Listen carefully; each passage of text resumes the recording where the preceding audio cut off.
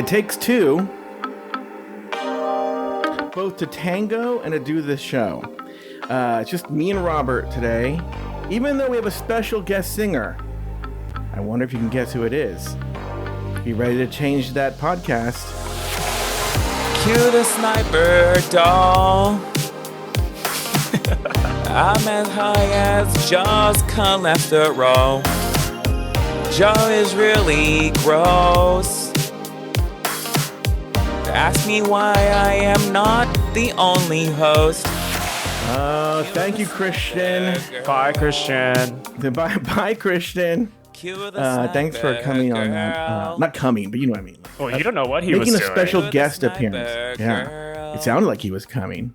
Maybe there were a lot of listeners who were coming when they heard the sweet dulcet tones of one Christian Ochoa. You know what's so funny, Robert?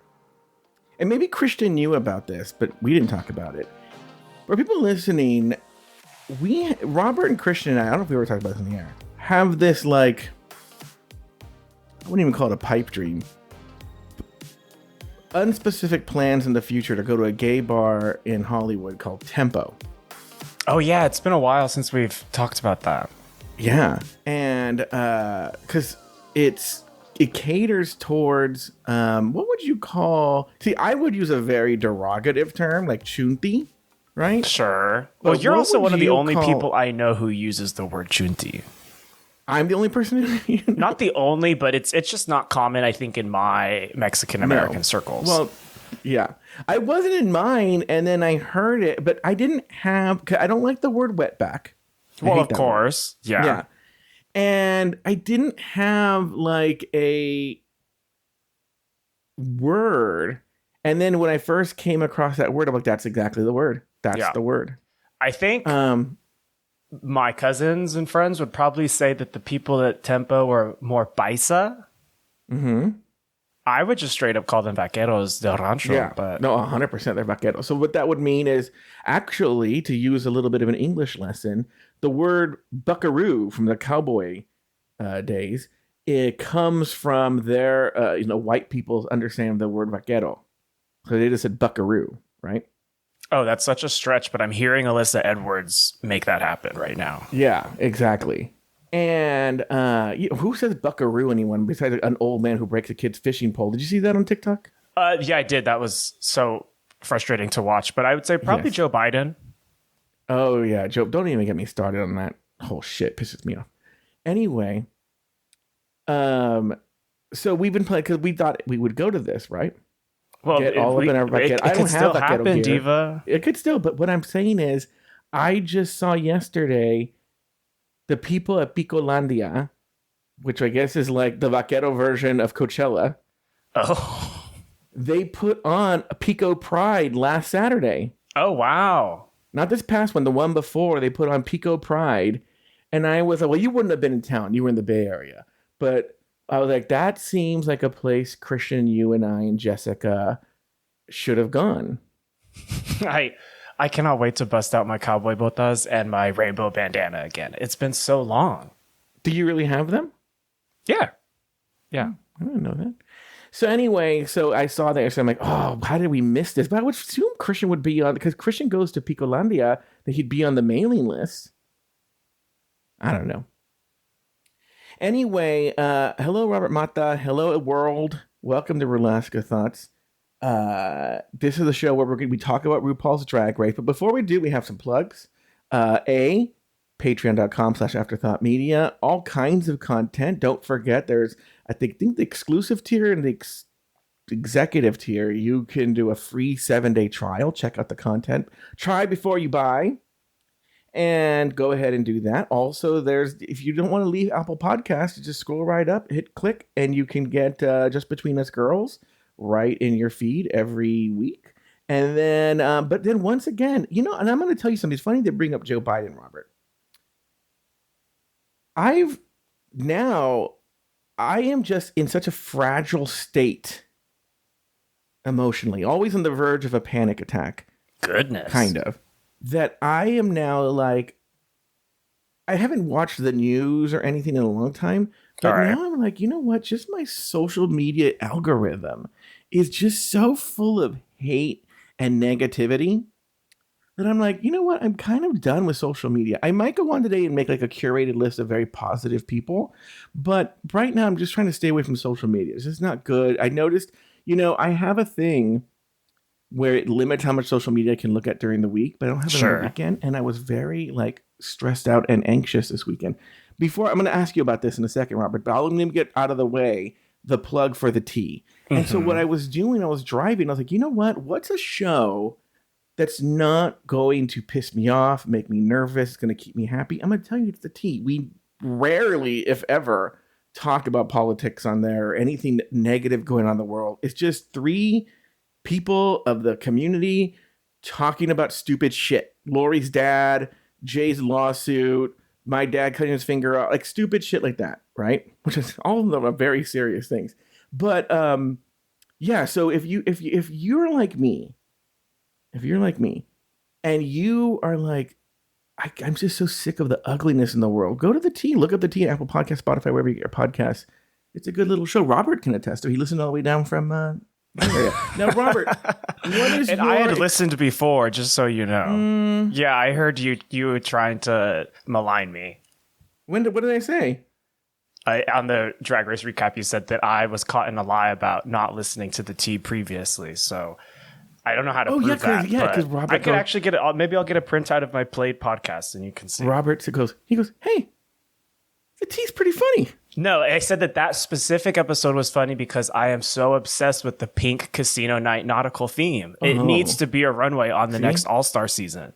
Episode 10, everyone, of the tea, season 5, episode 10, Lori's dad's retirement party was themed pink nautical, and you had to dress up like that to go. So, Robert, do you have that experience that I do on social media, or is your algorithm and such that it uplifts you every day? It certainly doesn't uplift me, but it does distract me from my own personal anxieties for brief periods at a time. My algorithm right now, I don't know what I lingered on for too long to deserve this, but it's giving me an awful lot of furry porn lately. And no matter how many times I click, I'm not interested in this, it is adamant that I need to see more of it. So there's that. I mean, that has really nothing to do with the politics of the hour. And I get lots of random, pointless, pithy relationship advice quotes, if you want to call them that. Yes. And I'm like, shut up. Fuck. I know what you're talking about because, like 7 or 8 months ago, I don't know when, I got a relationship-y TikTok that really resonated with me. And I was like, oh, you know what? This is a really good point. So I watched it all the way through. Still to this day, Robert, all I get is that shit over and over and over again. Same thing with, I'm not going to get into the weeds of this, even though I'd love to. Disney's new policy on handicapped guests. On disabled guests. Yes. And all the ranting and raving by people on there. I was interested in it for a couple of them.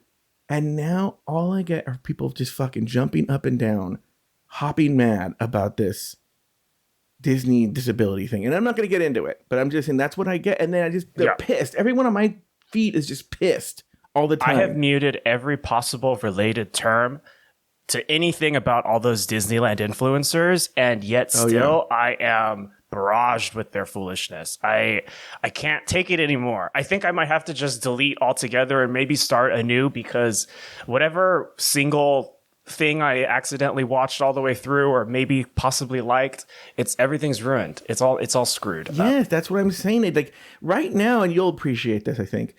I don't know why I did this last week, but it has now been my new godsend. For some reason, I was bored. And I was like, you know what? I'm going to start a replay of Breath of the Wild. I think we talked about this. That has been sort of my saving grace. Like whenever I feel like I got to get away, I just go back into the world of Hyrule, run around and kill bokoblins. That's what I do, Robert. Yeah, that's me, an Octopath Traveler. I'm back in my little pixelated world with beautiful music and simple storylines. It's nice. I'm actually really excited about the new Zelda coming out in September. Oh, the actual Zelda, the Wand of Wisdom or whatever. What's it called again? Something wisdom related. I don't know. Whatever. All right. On that note, we're going to take a break. When we come back, we are going to actually talk about RuPaul's Drag Race. We'll be back right after this.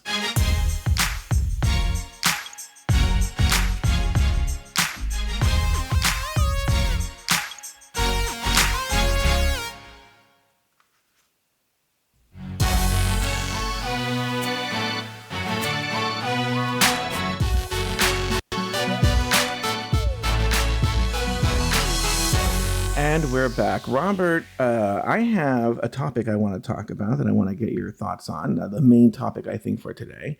But Drag related?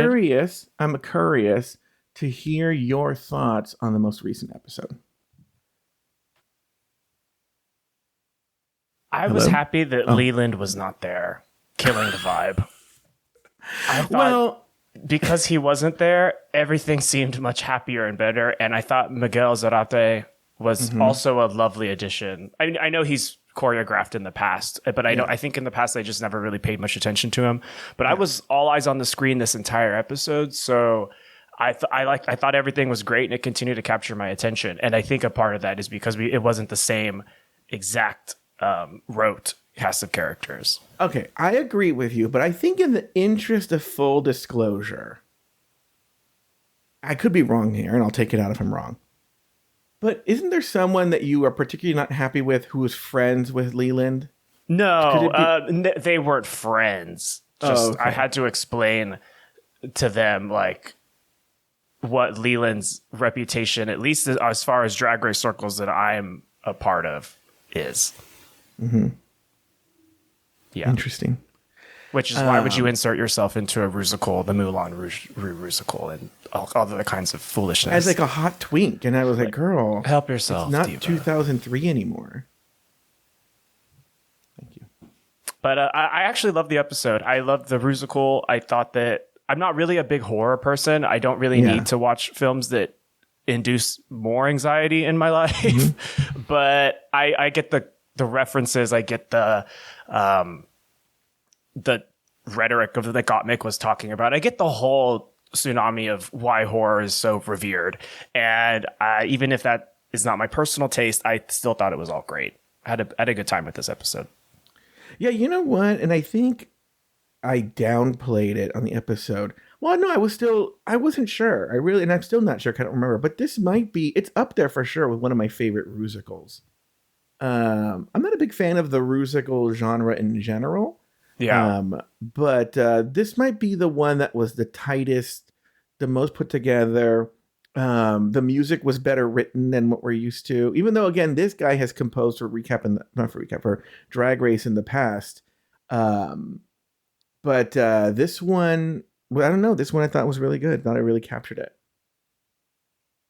Thank you. Okay, any other thoughts before we go to this main topic? So it might be a little bit, I don't know, annoying, but I thought Roxy probably should have been in the top 2, but then I thought back to when they did a very similar moment of the performance in Canada season 2 with a Pennywise character, and Pythia did that dance, that character, and really, really, really knocked it out of the park, whereas Roxy still knocked it out of the park, but not as much as Pythia. But does that matter, I guess, in the grand scheme of things? But I was, much like I think everyone else, confused about why Chanel was in the top 2 when either Vanjie or Roxy should have been there. Is that, and you said everything? Because there's a reason I'm even asking this right now. Oh, I don't know. I don't know what your questions are, so I'm just So talking. Actually what you said right now comes up in what I'm going to talk about. So I saw this Reddit post this morning, and I'm trying to, I can't look at it on my phone right now because it's blocked off. But so I actually want to read. Oh, here it is. Okay, here it is. So it's from a user on Reddit called Satyr Gamer. Okay. And the headline is, "Not living for a charity season is valid, but to still be watching All Stars 9 and complain about it at this point is wild. Had to say this after I saw a post complain about Chanel's win on multiple platforms.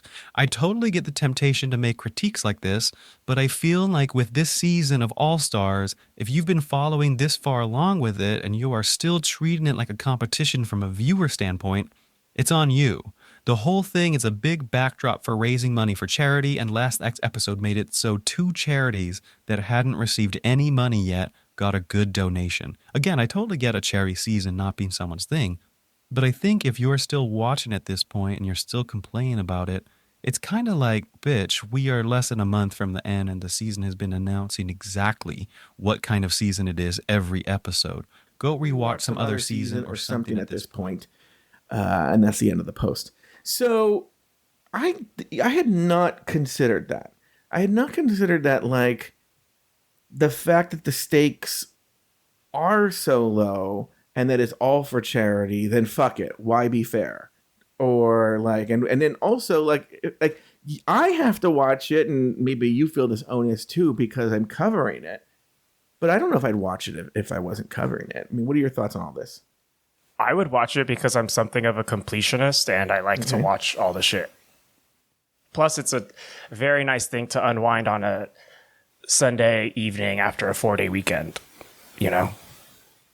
You know, I wonder if I ever quit recap, would I go back to the show?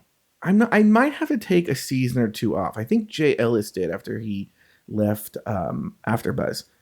I think I'd have to take at least one season off. Not that I hate it. I just need to like clear my palate, Sure. so to speak. But yeah, I don't know. I had at a certain point I was like you, but I had to give it. There's just too much. You watch all the international seasons, everything. I have not seen every single international season, but I think I've seen more than most people, or virtually anyone I know. But the thing also is that watching Drag Race, the flagship show and the All-Star seasons at the bar was a bit of a staple of my social life when I moved to LA and, you know, started getting to know gays. So at that point, Drag Race was like linked to a habit that was made then. And, you know, that's how I made some friends that I still have to this day. So in that sense, and apart from the fact that I just love it, I'm just so used to it. It's just been a part of my life for the last, oh my God, way too many years. Well, it's funny that you say that. Maybe this goes to my performing itch. Lori and I have talked about this, about finding a space in LA or somewhere to host a Drag Race watch party. I would love to do that. Because I do like watching it with a crowd. But yeah, I get it. But what do you mean? Like a not a gay bar in West Hollywood, but not a 33 Taps in Silver Lake. What do you mean? Like a library space or? Yeah, what do you mean? A library space. I know I'm being obtuse. Yeah, I think the problem with the bars, and I know they do it, is I haven't been to the 33 Taps one. I've been to the High Tops with you. Actually, the Abbey, when they used to do it, wasn't bad because they basically cornered off that section. I don't know what you call it. Like if you're facing the Abbey, was it in the chapel? It might have been the chapel, actually. So they kind of made the chapel the viewing space. Okay. You know? And then everything else was just going on business as usual. But like a place where they're actually paying attention. Not that it has to be quiet, but that they're actually paying attention. I got the sense at High Tops that they weren't necessarily paying attention. Not anymore, but you've been talking about the lowered engagement on Discord. I think might also notice the same kind of happening on Reddit, including that post that you just read out loud.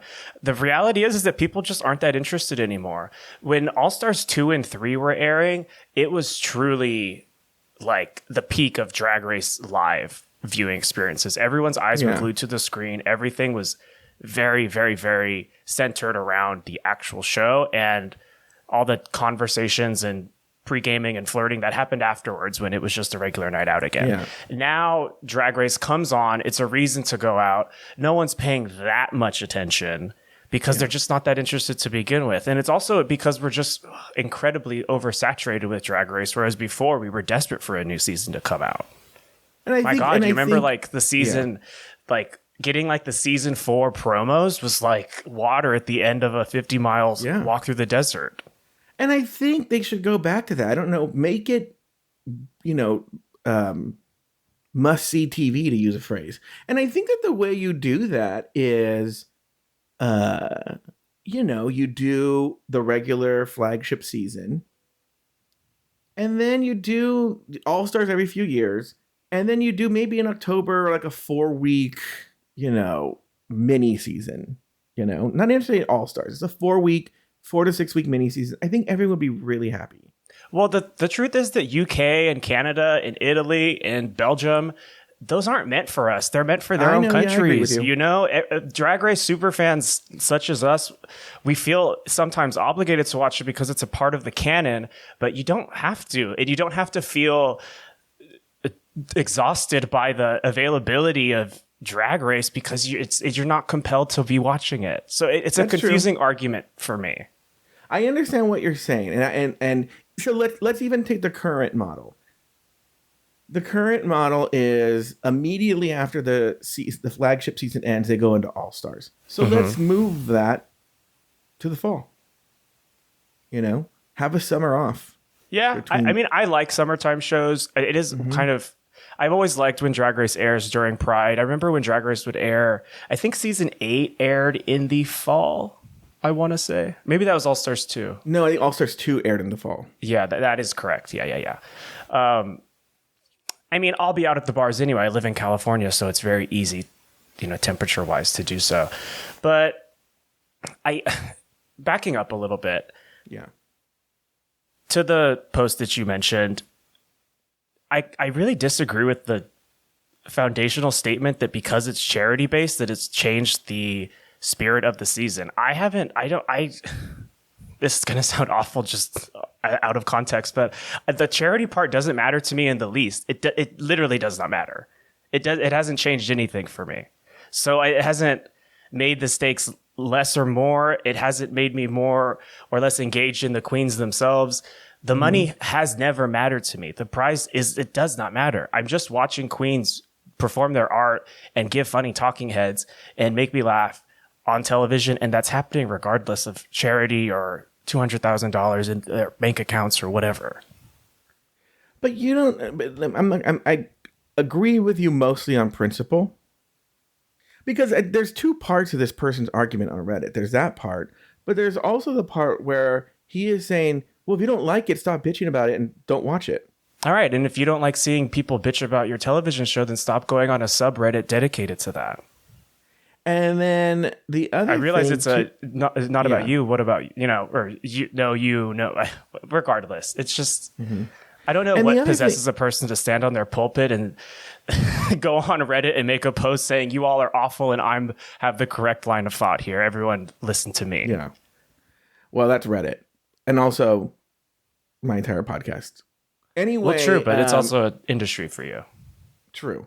Now, next is my question, my little pushback is, but wouldn't you say, and this is on a different level, that the lack of any sort of financial reward, even if it's not that important and you've got a stipend, there is something about the show that the queens have not maybe taken their claws out, so to speak, when they usually would have. Like, take, for instance, this week when Angeria and Nina ostensibly were vying for the same role, and it was just sort of like, we'll just draw from a hat. Like, that doesn't, from a television point of view.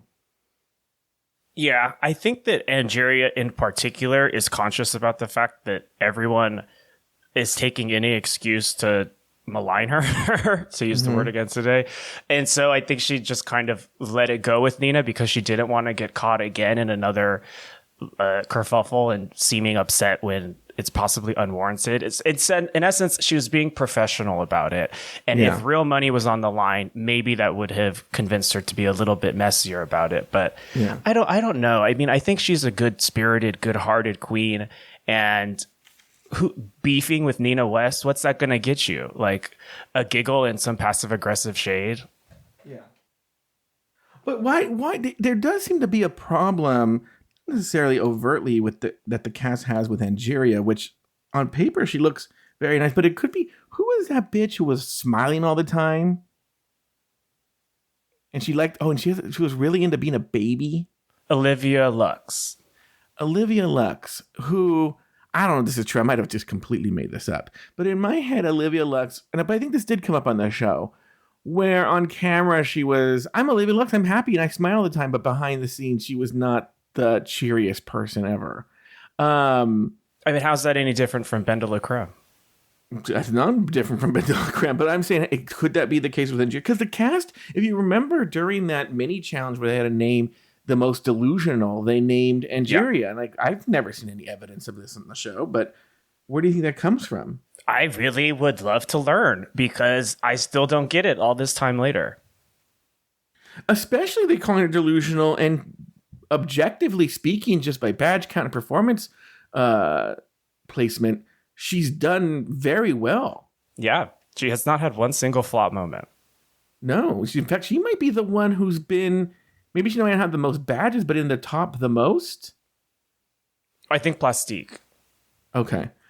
But then why is Plastique not? I would say Plastique's more delusional than Angeria if you're going between those those points. Honestly, it's maybe this is going back to your point about the charity season of it all. I don't really feel like any of them are delusional, and that's a part of why it's sort of lukewarm television, because they're very muted personalities right now. They're not bringing out really passionate, sloppy, like high histrionic drag queen drama. And maybe that's because they're not under the threat and anxiety of elimination. Honestly, I think the non-elimination format is what took the declawed this show more than the charity component. Yes. Well, I think the non-elimination format could work. What it does is it puts the onus more on the cast. Okay, so let's say you have a show that's very compelling, and the compelling part is the competition aspect. So the queens, in a weird kind of way, charismatically, could take a little bit of a back seat because the real drama is the competition. Yeah. And this is why I'm going to say, for the most part, it worked on all winners, is that on those winners specifically, I mean, one of the things that season was abundant with was charisma. So the charisma could carry the show with the lack of elimination. And I even would argue, and I still think they should do this, they should do a non-elimination season, even a non-competition season, with like icons in the drag world that just wouldn't do Drag Race and shouldn't do Drag Race, like a Coco Peru or like a Head of Lettuce or Jackie Beat and whatnot, where we get to see them and showcase, and it helps them sell tickets, but they don't need the competition part, you know? They just need the... Wait, Heclina passed away, didn't she? Yeah, she did.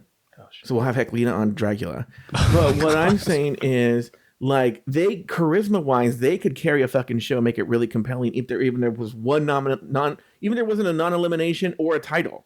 Well, yeah, because those are true OGs, though. Yes. Like, I mean, they are the bastion of all that a drag queen is supposed to be in personality. Yes. I live to see Coco Peru interact with anyone. Yes, and what I'm saying is, if so the problem is here is not that these queens aren't necessarily non-charismatic, but they don't have the charisma as a collective to overcome the drawbacks of a non-elimination season, is what I'm arguing. Yeah. I mean, I think there's a little bit of revisionist history that's been going on with All-Star 7 lately. Yeah. Everyone complained the ever-loving shit throughout the middle of that season. Yes, and 100%. Even then, name anything that happened between Snatch Game and Shea Coulee getting 3 stars for winning the talent show. Yes, 100%. And I loved that season just because I was so happy to see Raja and Jinx back. Mm-hmm. But other than that, I can't really tell you a lot of iconic moments. We weren't, as Christian put last week, rolling up to Paramount Plus at midnight on a Thursday, desperate to see the new episode. Yes. Even with that extreme level of charisma, we were still very whatever about it. Except now it's looked back on as this gold standard. I think it was Taylor on the show who had a really good idea. What they could do is the queen could, I don't think you should necessarily force them to, but they have an option to remove a badge. You know? That'd be fun. I mean, it would definitely engender some tensions and viciousness. Yeah. Yes. So, like, in other words, maybe you would be like, you could either prevent them from getting a badge next week, or you could take away a badge. And I guess here's where the matter of charity actually would have some impact, because you could say, oh, it's really fucked that you've stolen 3 badges from the Asian American Foundation of whatever right-wing nonsense that one is, or from the Cats and Dogs from the Anxiety Foundation. Center or whatever. Yeah, you hate depressed people. Yeah. So, okay, I have one more question before we go. It was something I brought up, but this is going to require some speculation on your part. But do you think Nina West regrets giving Roxy that badge? Probably, if only because that's the only thing that resembles a storyline for Nina West this season. Mm-hmm. And when she gave Roxy the badge, I thought it was a good idea because at that point it would kind of feel like a badge given is a badge earned in return, because then Roxy would feel obligated to not block you in the future. Mm-hmm. But yeah, looking back, I would definitely feel like that was dumb of me. I mean, what do you think? Do you? Well, no, I agree, because especially Roxy marching in that weekend, like, I'm have 4 badges. She even says I earned 4 badges, and you can't mess with a 4 badge bitch. I'm like, well, you earned 3, and one of those was a team one, wasn't it? When she won with Vanjie. Yeah. So, yeah. So, by the way, and so based right now on what you're seeing, you're not reading spoilers for this, correct? No. Who do you think is walking away with this title? I'd say it's probably between Roxy and Angeria. Unless they give Plastique a late in the game Jimbo-esque storyline of, yeah, I actually can lip sync the House Down Boots, Dora the Explorer, and kill, or Megami. Yeah. And then suddenly just surprise everyone. Do we even know what the finale format is? Is it another lip sync bracket? I don't know. Next week's the lip sync one, the Lollapalooza. Yeah. So if they're doing that so quickly, then it seems that the finale would not be another repeat of that. No, the finale, and I don't know why, it's 2 parts. I don't know why. Oh, I have no idea what that means. Maybe a reunion? Even though, what the hell are they going to talk about? Remember that time we were in a room? Okay. Yeah. Remember that time Angeria snipped Roxy, and then Roxy snipped Angeria, and then we went back and forth for a bit? Remember the time on episode 8 when Gottmik realized she was in a competition show? Remember that time George just cried because she wasn't feeling good enough, and then the next week Chanel almost cried because she wasn't feeling good enough? Yeah. Yeah, I remember that. Yeah, that was good. And then Vanjie had another week where she was feeling kind of sad, and then Joe said that she was really depressed and dark. Mm-hmm. Remember the time when Gottmik gaslit the entire cast that Angeria and Chanel were secretly in an alliance, and then immediately gave Vanjie a badge? Oh my God, the alliance talk. I actually happily buried that in my memory. Yeah. Okay, well, why don't, guys, we are doing, there's not much to talk about. And, I forgot to mention this. But it was good. Yeah, it was a fun episode, actually. You're right. I actually thought Plastique was the worst of the bunch by far, but what does that matter? Terrible. But I was going to say, I'm not going to respond. I was going to respond to a troll online, but I'm not going to. Respond to him. Come on. Let's let something happen. This asshole on one of my sloppy to boppy posts, I don't know, Instagram or TikTok, they wrote something like, on the most recent episode, you talked about yourself for 35 minutes. Yeah. And I had so many responses I wanted to make, but I'm like, I don't want to give this person the time of day. Got it. Well, I talked about myself for like 40 minutes last week. Who gives a shit? Well, I don't often talk about myself. This is the 2 responses I had. 1, I'll fucking do 35 minutes next week. 2, on the dot. Yeah. 2, yeah, motherfucker, and I get paid for it. Thank you. I was telling somebody, I'll say this off the air. Why do you let one little comment, Joe? I don't know. It's even, the last time I ever did stand up ever it was actually a great way to be the last. It was at the packed house at the Improv.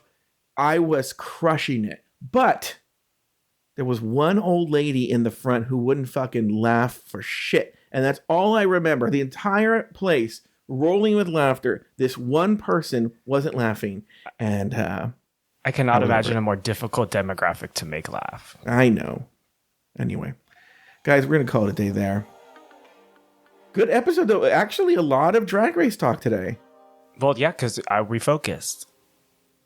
Yeah. Maybe it happens, we're recording this a lot earlier than we recorded. Maybe it happens at this time because by 5 o'clock, my tank is low. Oh, my tank is low now, and then by 5 o'clock, I'm higher energy. Don't you go to the gym right now usually? Not on Mondays. Oh, when do you go to the gym on Mondays, or you don't? I don't. Oh, is this your rest day? When do you go to the gym? What are your gym days? Typically Tuesday, Wednesday, Thursday, Friday, Saturday. And I Okay. would prefer to go around 1:15 p.m. Oh, interesting. You know what? I just got a note from my Apple Watch that, because I already worked out this morning, that I have now broken my record for the most consecutive weeks of working out. Okay, now you have to keep the streak up. You're like Duolingo. Oh, yeah. Keep the streak going. But one of the things I've learned is developed over the past couple of weeks, and I know there are guys who are into this. I'm not into it, even on myself. When I work out, even though I get the strongest fucking musk scent I develop. Oh, no. What is that, Robert? What's causing that? It's physical exertion, girl. That's just, you're sweating. Nathan already has Nathan would never have a hard on over me. But I could fucking smell like a goddamn elk piss, but Nathan would just be like, oh, whatever. Well, you can do whatever you like, but if you know that to be the case, I would say, if only because my gym has deodorant deniers, please use aluminum in your deodorant. Oh, fuck, bitch. I have the fucking Tin Man under my arms. I be in there like smelling people like, remember Sean from the pit stop who apparently got kicked out of a gym because his musk was so heavy? But what I'm telling you is I do go in with deodorant. And then by the end of it, Yeah, by the end I of know it, they fucking lying with their 72-hour protection claims. Oh, that fucking shit is... Maybe I guess 72 minutes. If you're sleeping in a refrigerator. Anyway, we'll see you guys next week.